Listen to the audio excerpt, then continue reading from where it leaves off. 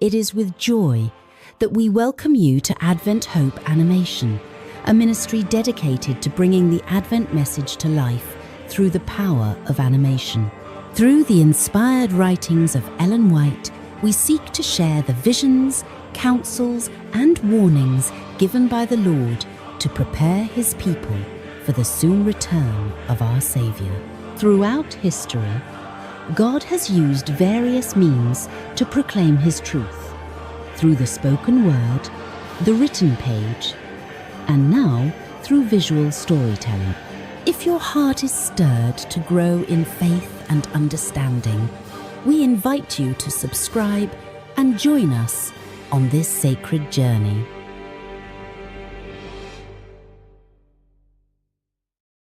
I had dreamed that a person brought to me a web of white cloth and bade me cut it into garments for persons of all sizes and all descriptions of character and circumstances in life.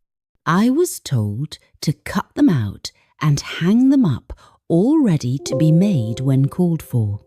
I had the impression that many for whom I was required to cut garments were unworthy. I inquired if that was the last piece of cloth I should have to cut, and was told that it was not, that as soon as I had finished this one, there were others for me to take hold of. I felt discouraged at the amount of work before me, and stated that I had been engaged in cutting garments for others for more than 20 years, and my labours had not been appreciated. Neither did I see that my work had accomplished much good. I spoke to the person who brought the cloth to me of one woman in particular for whom he had told me to cut a garment. I stated that she would not prize the garment and that it would be a loss of time and material to present it to her. She was very poor, of inferior intellect, and untidy in her habits, and would soon soil it. The person replied, "Cut out the garments. That is your duty. The loss is not yours, but mine. God sees not as man sees. He lays out the work that he would have done, and you do not know which will prosper, this or that. It will be found that many such poor souls will go into the kingdom, while others, who are favoured with all the blessings of life, having good intellects and pleasant surroundings, giving them all the advantages of improvement, will be left out. It will be seen that these poor souls have lived up to the feeble light which they had, and have improved by the limited means within their reach, and lived much more acceptably than some others who have enjoyed full light and ample means for improvement."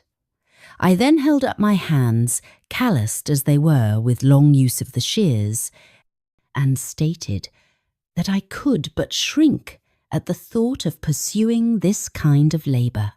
The person again repeated, "Cut out the garments. Your release has not yet come." With feelings of great weariness, I arose to engage in the work. Before me lay new, polished shears, which I commenced using. At once, my feelings of weariness and discouragement left me. The shears seemed to cut with hardly an effort on my part, and I cut out garment after garment with comparative ease. About this time we commenced labour for our brethren and friends near Greenville. As is the case in many places, our brethren needed help. There were some who kept the Sabbath, yet did not belong to the church, and also some who had given up the Sabbath, who needed help. We felt disposed to help these poor souls, but the past course and present position of leading members of the church in relation to these persons made it almost impossible for us to approach them. In labouring with the erring, some of our brethren had been too rigid, too cutting in remarks, and when some were disposed to reject their counsel and separate from them, they would say, "Well, if they want to go off, let them go. While such a lack of the compassion and long-suffering and tenderness of Jesus was manifested by his professed followers, these poor, erring, inexperienced souls, buffeted by Satan, were certain to make shipwreck of faith. However great may be the wrongs and sins of the erring, our brethren must learn to manifest not only the tenderness of the Great Shepherd, but also his undying care and love for the poor straying sheep.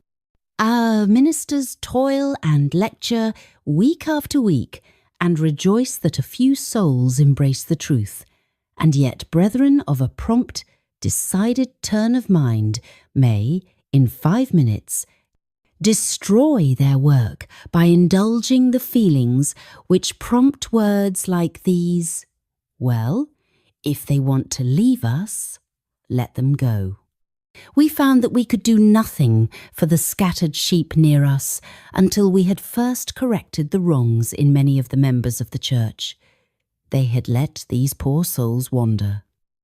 They felt no burden for them.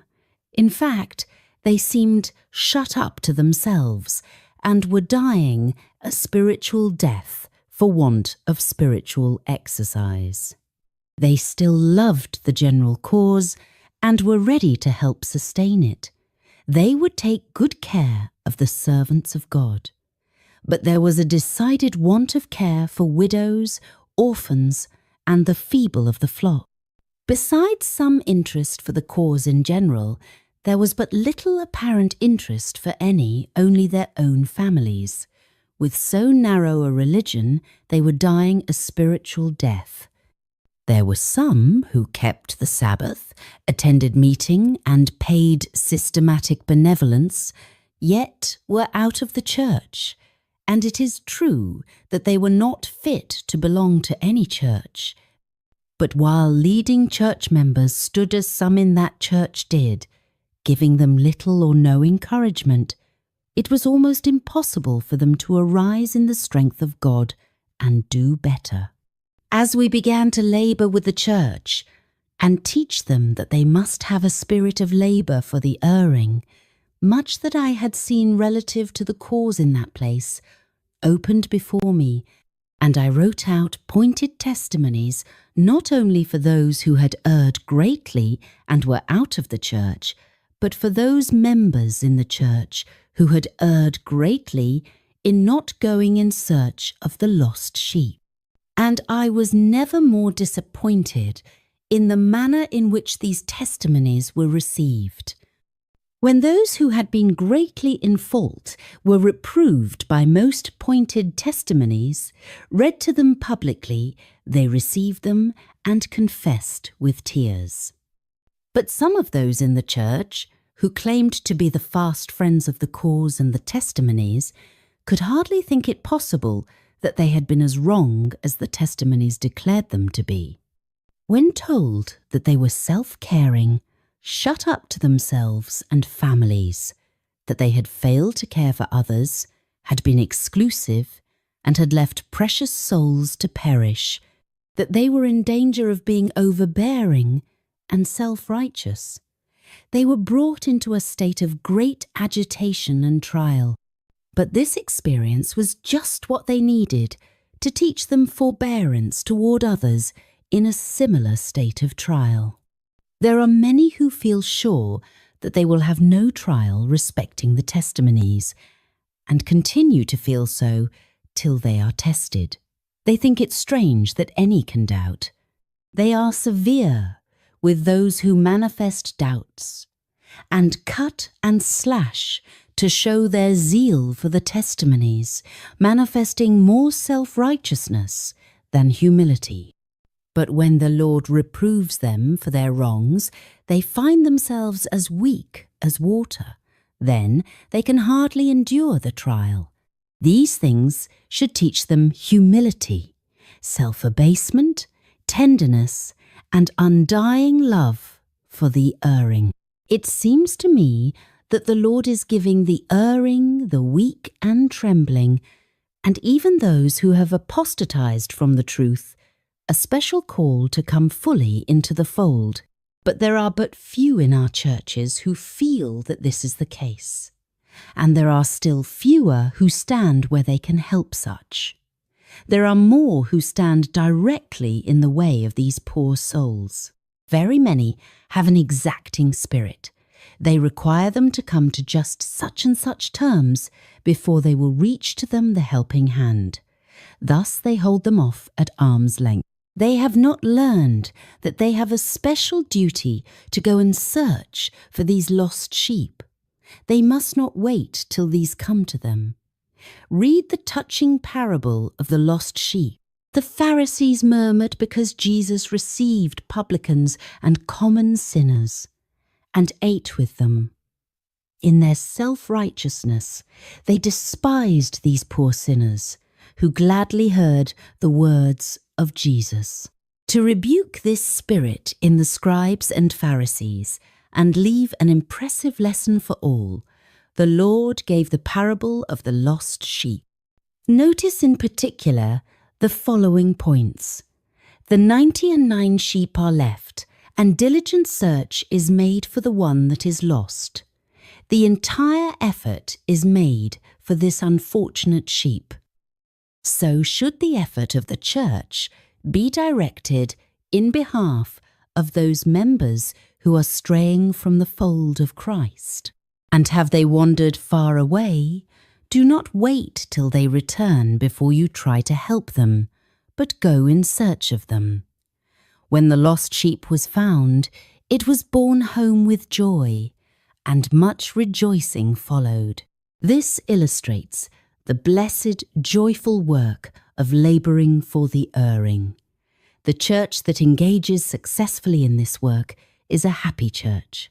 That man or that woman whose soul is drawn out in compassion and love for the erring, and who labours to bring them to the fold of the great shepherd, is engaged in a blessed work. And oh, what a soul-enrapturing thought, that when one sinner is thus reclaimed, there is more joy in heaven than over 99 just persons. Selfish, exclusive, exacting souls who seem to fear to help those in error, as though they would become polluted by so doing, do not taste of the sweets of this missionary work. They do not feel that blessedness which fills all heaven with rejoicing upon the rescue of one who has gone astray. They are shut in narrow views and feelings, and are becoming as dry and unfruitful as the mountains of Gilboa, upon which there was neither dew nor rain. Let a strong man be shut away from labour, and he becomes feeble. That church, or those persons who shut themselves away from bearing burdens for others, who shut themselves up to themselves, will soon suffer spiritual feebleness. It is labour that keeps the strong man strong, and spiritual labour, toil and burden-bearing is what will give strength to the Church of Christ.